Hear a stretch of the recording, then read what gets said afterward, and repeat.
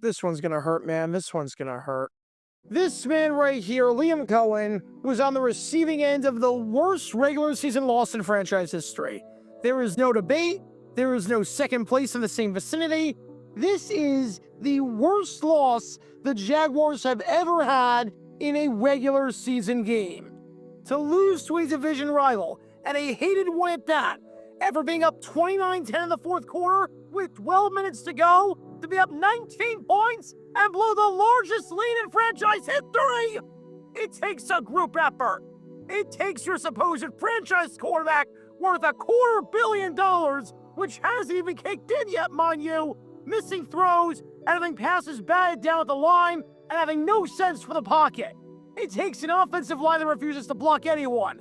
It takes a defense that gets manhandled in the run game and is completely gassed and allows wide open passes and gets no pressure against the freaking Houston Texans O-line. It takes the defense having about 7 or 8 chances to put the game away and get off the field on a 3rd and long spot or a 4th down conversion and failing to do so. And it takes a coach who has no idea what he's doing, because if he did, he wouldn't have done this. Lead for Jacksonville. Give it to Marks. He tries that shake and bake. He's got a timeout left, so naturally, he's going to take one here because the time is irrelevant to the Texans. And if the Texans score, he'll have time to get the ball back and go down the field. But nope, of course not. Guess what he decides to do? And Jacksonville just piles on him defensively. Loss of 2 on the play. They whistle it dead. Clock is rolling. 1 minute left. Place the ball at the 9-yard line. 2nd and goal for Houston.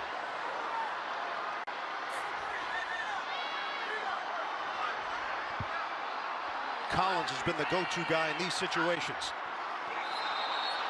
And a jump on the left side. Run out the clock. That won't come back to bite you. That definitely won't be necessary. That definitely won't be needed when you've got 2 whole yards of offense thus far in the fourth quarter, and your defense can't stop a nosebleed. You definitely won't need those 40 wasted seconds. Nope, it's not going to matter at all. Davis Mills. What a rush, Walker. Steps up. He's going to run. Mills looking for the pylon. I hate this team. Welcome to Dumb Decisions. Before I break down what happened here, this whole series is about taking an in-depth look at decisions made during games that were clearly awful from the start. This isn't something to look bad in hindsight. Rather, this is something to look awful almost immediately. These are moves where your gut instinct tells you right away that there is no way this can possibly work. And sure enough, your gut instinct was smarter than that of an NFL head coach. And for this one, we're going to take a look at the mind of Jacksonville Jaguars head coach, Liam Cohen. I really like the job Cohen's done with the Jaguars thus far. I really do. The team has exceeded all expectations. He inherited what was very clearly a mess of a situation and a mess of a roster thanks to Trent Baalke. And the fact that the Jaguars, despite everything, are still by some act of God in the wild card spot if the season ended today is a testament partly to how bad the AFC is in the middle of the field, but also a testament to the job that Cohen and this staff have done. But there is no defending this. You just can't. You can't defend a 19-point fourth quarter collapse. You can't defend the biggest collapse in Jaguars history. There is nothing that even comes close to this in a regular season game. And usually, when a collapse of this magnitude in that little time takes place, it's because of a group effort. And usually because a coach did something at a really opportune time. And this was that thing. Because the fact that Cohen did not take a timeout here is coaching malpractice.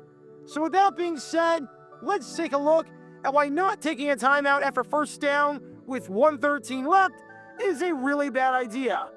And before anyone says anything about this being hindsight bias or overreactionary, or that I'm only saying this because the Jaguars lost, against my better judgment, I recorded myself during the final 2 minutes of the Jaguars game so you could see my reaction. I didn't post it anywhere because the ending of the game sucked. But if you want to see my real-time reaction to Cohen deciding to do this and just letting those precious seconds run off the clock for no reason at all, here you go. You're welcome. We got to call timeout. It's a running clock. We got to call time. And this has been a killer for the Texans on the goal line this year. Penalties, knocking it back. Just can't have it. It just makes it so much more difficult when it's already been difficult for him down there. So it remains first and goal, but they back it up to the 7. 1:19 to go. 5-point lead for Jacksonville. Give it to Marks. Get him. Okay. Timeout. Call time. Call time, Jags. Call time. Call time. Jags, call time. Cohen, call time. Cohen. Cohen, call time. Cohen. Clock is rolling. 1 minute left. Cohen, call timeout. Place the ball at Cohen. the 5-yard line. Oh my God. Cohen, call timeout. You're kidding me. Oh my God, we didn't call. Collins has been the go-to guy. We're not going to have any time left when they score. And that's a false start. And a jump on the left We're not going to have any time left when they score now, side though. of the rookie. We have no time left. Oh my God. We're going to have no time left when they score. 39 seconds. I don't to go. believe this. That was everybody but the center situation there. And you can see him talking about it after the play, saying, wait, wasn't there one on one? I don't believe this. We're going to have no time left when they score. And the question, And they're going to score. We know it. The defense is gassed. They can't stop anything. We'll have no time left because could have had it back with 70, but nope. 75. At this point of the game, the Texans have one timeout left. They need to get a touchdown on this drive. If they do not get a touchdown, the game is over because they do not have enough time to stop the clock. Let's say each play takes 5 seconds off the clock and you do get the stop on 4th down. When you get it back, there's 58 seconds left on the clock. And with the Texans having just one timeout, even if they burn one on the kneel down, you can take 3 knees and end the game. As long as there's under 120 left, but really under 130 left in practicality, you can just end the game by taking a knee at that point because of the timeout situation. So there's no concern about, well, can we win the game if we get a stop, or will the Texans have another chance to score? You get the ball back, you win the game. End of discussion.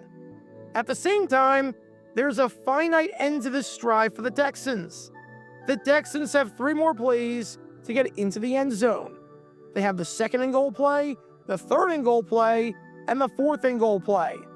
There are only 2 things that can happen after that 3-play sequence, barring a penalty. They can either score and win the game, or they can get stopped and give the ball back to you. And I can promise you that the Texans do not need 1 minute and 13 seconds to run 3 plays. Even if your logic for taking the clock down here is that the Texans won't have enough time to get off 3 plays, that is still asinine. They have to call a play at the 35-second mark or thereabout anyways, and they have a timeout to work with after that if something happens in the middle of the field of play or something happens like a sack. Furthermore, you knew this because when the Texans got called for a false start on 2nd down, you could have chosen to take the 10-second runoff because it was a running clock. And you literally did not do that because you recognize that the Texans still have plenty of time to go 3 plays to get over the goal line plus a timeout. False start, offense number 54, 5-yard penalty, 2nd down. Jacksonville is elected to decline the 10-second runoff. The Texans were not pressed for time here. Just because they were losing and the clock was running does not mean they were pressed for time. It'd be one thing if you decided not to take the timeout and the Texans were at the 30-yard line, or if there were 15 seconds left. But in a goal-to-go spot, they can only call 3 more plays. And if you get a stop, you win the game. And now that we've established that basic fact pattern, you need to realize, okay, if we allow a score and get the ball back, what gives us the best chance to win it?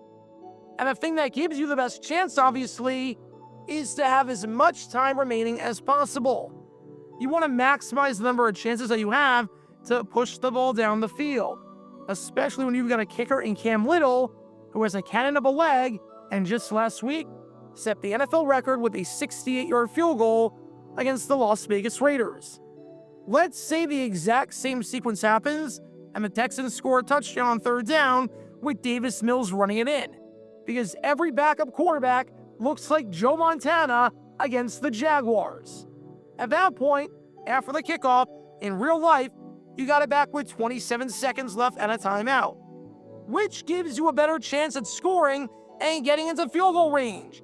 27 seconds and a timeout, or 67 seconds and no timeouts. With 67 seconds left, you could run the ball if you needed to. You can throw over the middle with no issues. You can run your offense to some extent. But with 27 seconds left, if you get sacked and have to burn a timeout, which ended up happening because of course it did, now the Texans can just scar the sidelines and allow anything over the middle of the field that's short. Because obviously, you won't have time to go anything in that area of the field. You just limited the field available at your disposal and allowed the number one defense in football, which was already really freaking good at covering the entire field, to only cover a small portion of it. All because you had no idea when to take a timeout. And this is especially true when it's very clear that you don't trust your quarterback. At the end of the first half, the Texans were in a pretty similar spot, and the Jaguars were in a similar spot down by the goal line, debating whether or not to call timeout and get it back, and you decided not to call timeout, which I had no problem with. The reason why was because even though there was a finite ending to the drive, if you called the timeout and the Texans scored, there was a chance that you get the ball back, go 3 and out, or have Trevor Lawrence turn it over, which, shocker, he actually did turn it over, and then the Texans could score and make it a one-score game. So clearly, you don't trust Trevor Lawrence. I'm not saying that's right or wrong, because believe me, I wouldn't trust him either at this rate. But by that logic, your own logic that you used in the first half, wouldn't you rather have your quarterback have more opportunities to push down the field instead of fewer?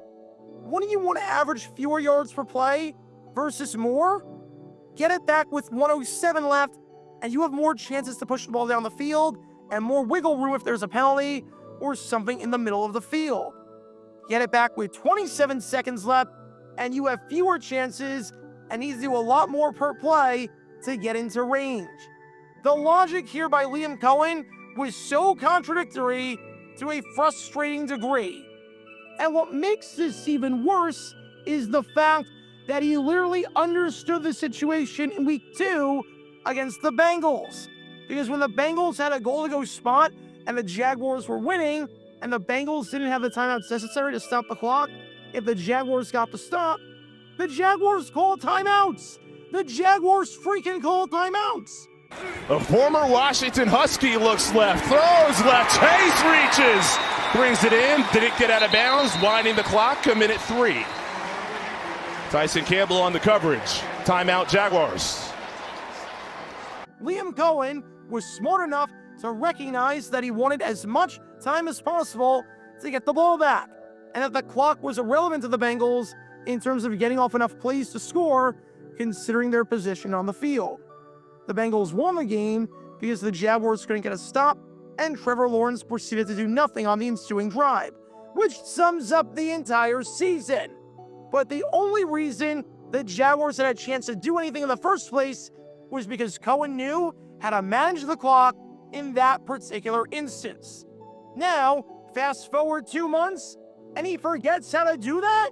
Fast forward 2 months, and all of that goes out the window? I'm not saying the Jaguars win the game if Cohen manages the clock correctly, because that would require Trevor Lawrence to have a brain larger than a peanut and an actual ability to throw the football and move around in the pocket, which he might not possess at this point. But I'm saying the Jaguars have a chance. A sack does not derail them. A penalty does not derail them. They have time. They have opportunities across the entire field, and they have wiggle room. Liam Cohen just gave the Jaguars no wiggle room whatsoever with his atrocious timeout management. And this man right here was a huge reason why the Jaguars lost this one and why they underwent the worst collapse in franchise history. No one asked Cohen about this after the game for some reason, seeing as there were a million other things that contributed to this collapse. But I pray to God that this is the worst mistake Cohen makes in his Jaguar career, because if it's not, I'm gonna be sick. So what do we learn from all this? Just because you're winning the game doesn't mean it's not smart, depending on the circumstances, to take timeouts. Just because you're winning the game doesn't mean the clock running down is a good thing. If your logic is contradictory, seeing as you didn't take the 10-second runoff, but also didn't take the timeout, so you knew the clock running down was bad, but also didn't act on it when you easily could have, then you need to reevaluate things. If there's a finite end to the drive, and you have a chance to act on that, then act on it. Especially if the other team can't win the game if you get a stop, no matter what they do. And if you blow a 19-point lead in the fourth quarter, good luck coming back from that, especially when Trevor Lawrence is your quarterback. This season was fun while it lasted, I'll tell you that much. Because when all these elements are in play, you can't exactly be surprised when this play backfires. Talk about a dumb decision. Check out our live streaming schedule for the next few days. We're live every single day on this channel, whether we're covering a sporting event or playing GeoGuessr or just taking your requests. So make sure you like and subscribe and turn on the notification bell so you don't miss a single time that we go live and so that you can join this community. Also, thanks to all our members and our Patreon supporters who get exclusive perks like their name at the end of each video, members-only Q&A streams, and cool emojis to use on videos and during streams. See how you can join this community and become a member or a Patreon member by clicking the link in the description below.